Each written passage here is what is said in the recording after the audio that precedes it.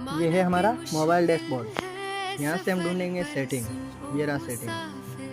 Setting के अंदर हमको चेंज करना है रिंगटोन। रिंगटोन सर्च कर लो भैया। ये लो रिंगटोन। रिंगटोन से हमारे सिम 1 और सिम 2 आ गया। किसके अंदर करना है? मुझे अभी सिम 1 के अंदर करना है। इसके अंदर देखो ये यहाँ पे हम चेंज कर सकते हैं।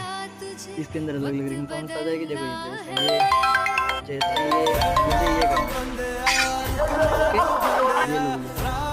सेकंड में करना है